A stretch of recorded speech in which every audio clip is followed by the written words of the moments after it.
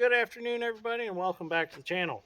So yesterday I done a video of digging with my dragline here, and everybody seemed to really enjoy that video, and uh, got a lot of positive comments from that video, which I appreciate. And had a couple guys that wanted some history on this crane. So, and I guess some history of me running cranes. So I started running cranes back when I was probably around, I want to say 16 or so. I had a Northwest 41 is what I started out with. And the funny thing is well, it's kind of not funny, but it's funny at the same time. After I had gotten that Northwest 41, I had been diagnosed with Graves' disease, which is a thyroid disorder. And I had to go through a radioactive ablation to kill off my thyroid gland because that's safer than surgery, because if they do surgery, they can accidentally nick your vocal cords, and then you'll end up talking like The Simpsons the rest of your life, the Simpsons TV show.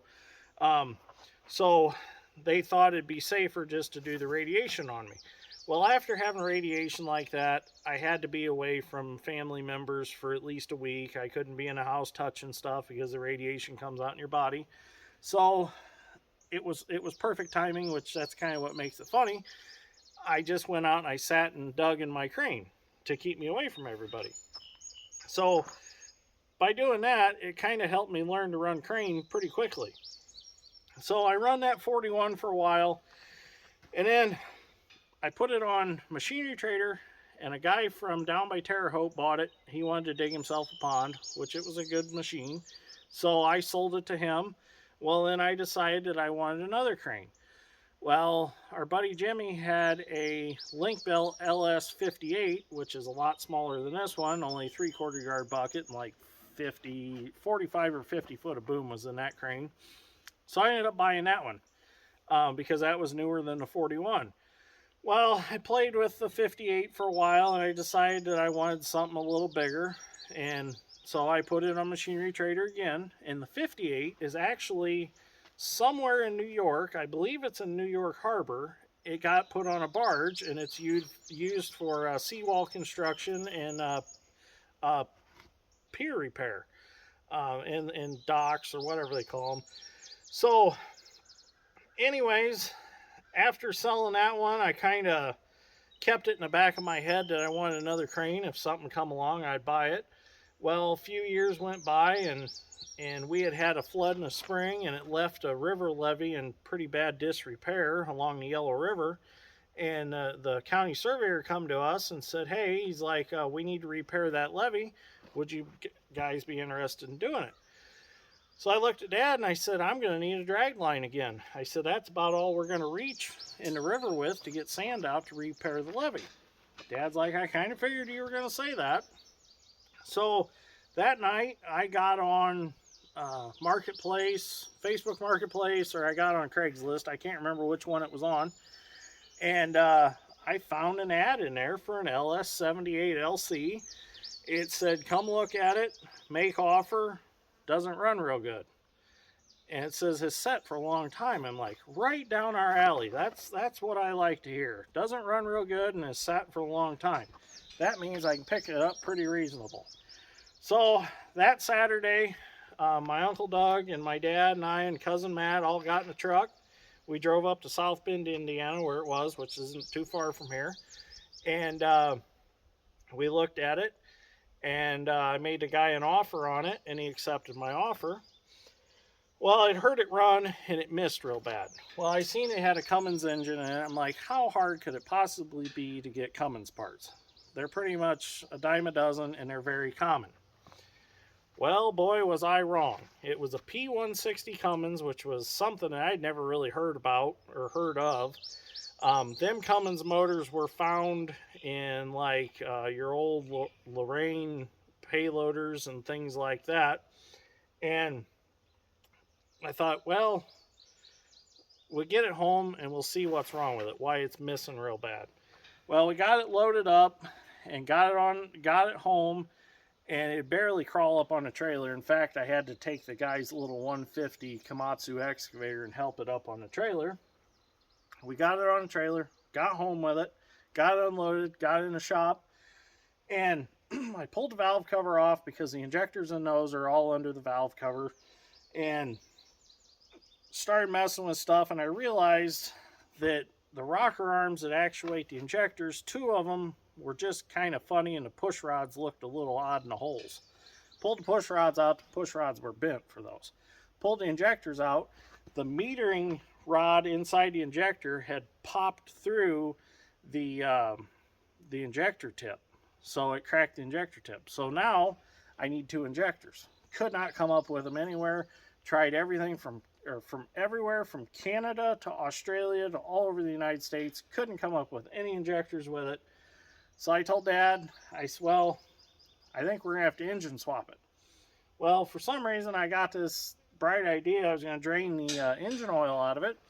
I drained the engine oil out, and it had a bunch of antifreeze in it. So I told Dad, I said, to hell with it. That engine's coming out. Something else is going in there. And at the time, I wasn't sure what was going to go back in. We had considered trying to find a Detroit, which a Detroit should have been in there to begin with. There are no records that Linkbelt ever put a P160 Cummins in one of their cranes. So, and I had a guy search that with serial number. So, trying to figure out what I'm going to put back in it. Thought about an 8.3 Cummins out of a Case combine, or thought about a John Deere engine out of one of the tractors, like a 6466 or something like that.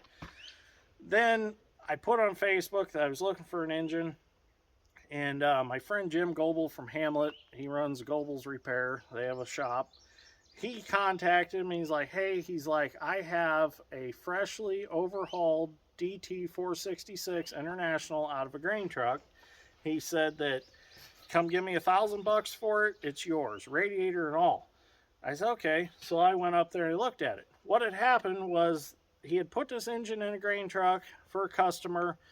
They had missed a crossing going into a field, run off the side of the crossing, and they twisted the frame on the truck when the wheels went over the edge.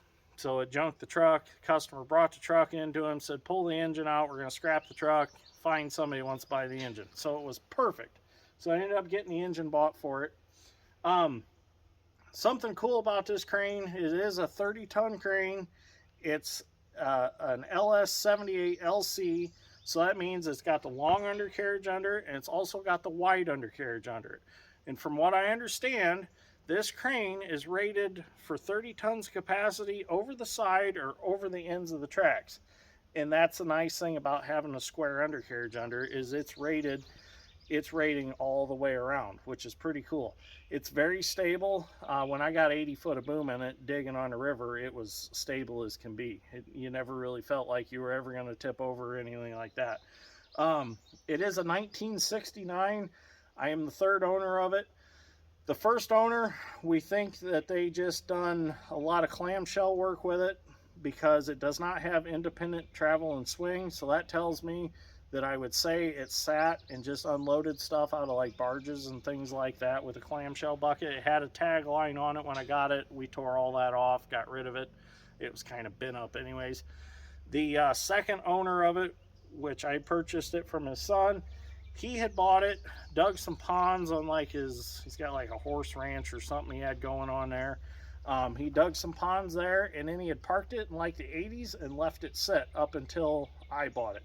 I think the reason he parked it was he had the bad injectors. He swapped out the injectors, didn't get them adjusted right, and blew the metering rods through the tips. So that's probably why it got parked. So anyways, we'll walk around it now. I'll show you what we done to engine swap it. I'm going to put pictures that I have in this video as like a slideshow. I'll do that right after we talk about the engine. So I apologize, I don't have any videos of engine swapping it, but this all happened like 5-6 years ago before I was doing YouTube, and I wish I would have had video of changing everything out, because it would have been a great video, but unfortunately I don't. I just have pictures, but at least I have pictures. So we'll walk around there and I'll explain what we did and how we did it. And you're probably going to say, well, that is a truck engine, and you're right. That is a truck engine. It didn't come out of a tractor, but it's still an International DT 466. It's even got the IH casted in the side of it. So it's still back when the engines were still the same ones that went in the tractors. The only thing that I need to do differently on it is I need to put a ag style governor in the injector pump instead of the highway style governor. I do notice that when I'm digging a little bit, or digging sometimes, it'll rev up and it won't come back down, which with the ag style governor it will do that because of the torque curve. So let's go look at the back side of the crane. Okay, so we're back here behind the crane, and we'll start with the clutch. The clutch is the original twin disc clutch that was in the crane, which you can find these on irrigation power units for running the pumps and things like that. The twin disc name has been out there for years. Basically, it's just a power takeoff. To get this to work with the engine, we had to take the flywheel from the original truck. We took that flywheel and we took it over to the machine shop, and we had an adapter made to make it so that that clutch would bolt up to it. The actual bell housing, the SAE bell housing, matched the actual clutch housing, so we were okay there. We just had to figure out how to adapt the clutch to the flywheel. So we took it over to our buddy at the machine shop. Andrew done a beautiful job. I got a picture of it. You'll see that in the slideshow of the adapter that he made. So then, after we figured all that out, we decided to start making motor mounts.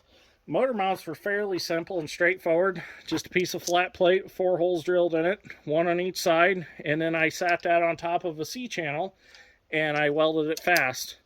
Made that motor mount. Then I come to the front of the engine, and it had the original truck motor mount up there that cradles the front of the engine, and I just built down from that and put a piece of C-channel on the bottom of that one also. So now we need to get the engine in the crane. And as you can see, you've got the gantry, you've got the house, the sheet metal of the house to deal with. How are we going to get that in there without tearing all that apart? So we sat there and looked at it for a while, and I come up with a plan. There's a door on this side, which I'll open it up real quick. There's a door over there. So I thought, what if we slid the engine through that doorway and into the back of the crane? Then we don't have to take all that off out of the way. So what we done, I said, how are we going to do this? So what we done was we took our big Napa jack stands that we have in the shop, our big blue and yellow tall ones. We sat them up outside of the crane. We sat 2 6x6 treated pole barn posts on top of those. And then I put on top of that, I put some 2-inch by 1/4-inch flat stock steel that we had. We sat the engine up on that with the Bobcat up on them posts. And then we come around this side and we slowly pulled it in with the Bobcat and let it slide off of those posts onto the original skid that the P160 sat on, and it worked perfect. Got it in there, got everything straight. There's a big drive chain inside of here that goes on a big sprocket on the end of the shaft. We got that all lined up so everything was running true. And once everything was in there trued up, I went ahead and I welded the C-channel down here to the original skid that the engine sat on, and the engine was in. Then decided, well, we need to figure out a radiator mount. So I took the original radiator from the truck and I made a cradle for it, and utilizing the original core support for the radiator, I married all that together and made it work, and it worked out wonderfully. Then the last hurdle we had to jump was originally on the P160. This hydraulic pump right here that runs all the hydraulic speed crane controls, because this is a hydraulic crane to run your clutches and things like that. This pump was originally mounted down here underneath the flywheel, or not the flywheel, the front crankshaft pulley of the engine. So I'm like, what am I going to do? Well, utilizing where the air conditioner pump used to run off of, on this pulley right here, I got the right size pulley to correspond with that and the right size belt, and I mounted the hydraulic pump up here on the side of the engine where the original, oh, sorry, that was the air compressor for the truck. the air compressor mounted up there, and I used their same perch and everything to mount the hydraulic pump on. So that worked out great. The only problem is getting it to prime for the first time.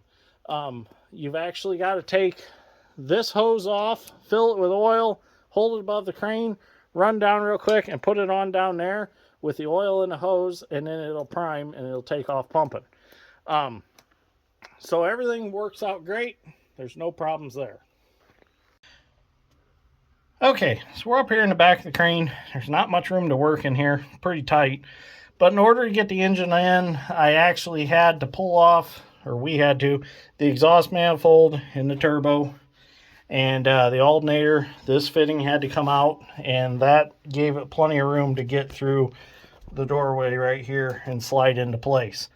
So I also wanted to modernize it a little bit, and I didn't want to have to come all the way back here to check gauges, because I know you can't get some of the manual, like water temperature gauge. You can't get one with a long enough whatever you want to call it on it to get it up to the front. So what I done was I went to Amazon and I ordered a whole roll of trailer cord. I think I ordered like a 100-foot roll of it, and I used that as an extension wire to get back to all the electric sending units for like the water temperature, the oil pressure, and I also put an electric tachometer sending unit. It's a marine style tachometer sending unit that I found, and it came with an adapter to thread it on where the original manual tach drive was, and that works really good.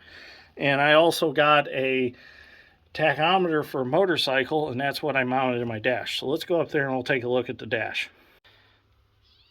Okay, so we're up here at the control area of the crane, and this aluminum piece right here was originally the control center for the P160, and it was bolted back there on the radiator. So what I done was I brought it up here, since it already had the holes for the gauges drilled in it. It only needed a bigger one drilled for the motorcycle tachometer. I brought it up here and I put the water pressure, oil pressure, I added volts, and I added fuel level, and then I left the original hour meter for the P160 in there. I don't know why I did that. I just left it in there just to plug the hole, I guess. But it's also got a light switch. Originally this crane had push button start, but I wanted to go ahead and put a key switch in it just to make it a little safer in case a kid got in here and was messing around and he hit the button and started it. So it takes basically the same keys as our excavator does. This gauge was originally mounted down there. This is your charge pressure for your speed crane controls. I figured I'd just move it up there just to make it a little nicer. Okay, so we'll go over the controls of the crane. So this is your main clutch in here. You got to have this snapped in to make the machine run. Once that's snapped in, then you use these to actually run the crane. So this lever right here is your travel, or it could be your swing, depends on where you have it shifted. Then you have your boom hoist, which raises and lowers your boom. You've got your front drum, which is, this is your drag drum. And you also got your drag brake down there on this side, be that one right there. This is your rear drum, which this is your hoist drum. This is what raises and lowers your bucket. And then your brake for that is over there. That's actually a throttle pedal that I don't use. It's not hooked up. Then you have your steering levers for your left track and your right track. You have your, this is your shifter for your swing or your travel, and then this is your positive swing lock. This actually puts a dog right into the swing gear and keeps the crane from swinging. It does have a hydraulic swing brake, but the cylinder's blown out, so I just plugged the line run into it. I need to fix that someday, but I never use that. That's, you kind of use it like if you're trying to set a large object or something when you're doing lifting. You kind of put a little drag on that just so that it's a little easier to get positioned where you want. So none of that applies to me because I'm always balls to the wall digging. So you've got your throttle right here, and then this is your engine kill. This just runs back to the fuel stop. It's got a heavy spring on it. You pull it, it resets, and then it's ready to start again for the next time. So that's about all there is to show you. Give you a little history on the crane, a little history on me running them. So it's got 60 foot of boom in it right now. I have another section so I can run 80 foot. I don't have any more sections, so I can't run any more than 80 foot. It's a 1 yard Hendrix bucket. Nothing too special about it. I gotta get a new pin for this side. That happened yesterday when I was digging. The pin fell out. It's out there in the pond somewhere. So a few of you were asking me about putting the mud right there. This was actually a borrow pit for a Dollar General that we had sold fill dirt for. And what we're going to do is we're going to fill all this back into level grade using dirt from the pond. So I'm actually sitting here so I can reach over there, throw the dirt this far, and we'll get down in here with the excavators and we'll transfer the dirt the rest of the way with the excavators and the dozers. So this dirt's not actually going to stay here very long. It's just kind of dewatering right now, and then once that dries up a little bit, we'll get down there and we'll throw it farther back. So anyways, there's the crane. Now I mentioned it had the wide undercarriage and it has the long undercarriage. You can see how wide it is right now. It's very wide. It's kind of a bear to haul it. What I actually do is I get it up on the trailer, up on the lowboy. I stack blocks under the tracks, and then I actually set the trailer back down and let it sit on the blocks, and then I block up between the rails of the trailer deck and the car body under there, and I raise it back up so that the actual rails of the trailer are carrying the weight of the crane, and there's not really much weight out on the rails, the side rails of the trailer, because it's so wide. You know, it's makes it a lot safer, a lot more stable on the trailer, and then you don't have to worry about peeling the side rails off your trailer. But you can see it's a fairly long undercarriage. And then I'll show you the engine mounts. You probably kind of thought maybe they're just kind of welded up, you know, with just that flat bar straight up, but they are gusseted. They are very sturdy. That engine doesn't flex at all in there. Everything's good and solid. Come around up here, see how I did it all, how I made that perch under there. So far, everything has worked out really good. I'm very happy with the way it turned out. The only thing, I got a few oil leaks, kind of oil seeps around through there. That's just siliconed on. And then it runs down here and kind of makes a mess on the back counterweight in there. But, I mean, it's no big deal. It's not like it's gallons dripping out. It just drips every once in a while. But now you can kind of see the counterweights here. We got 3 counterweights.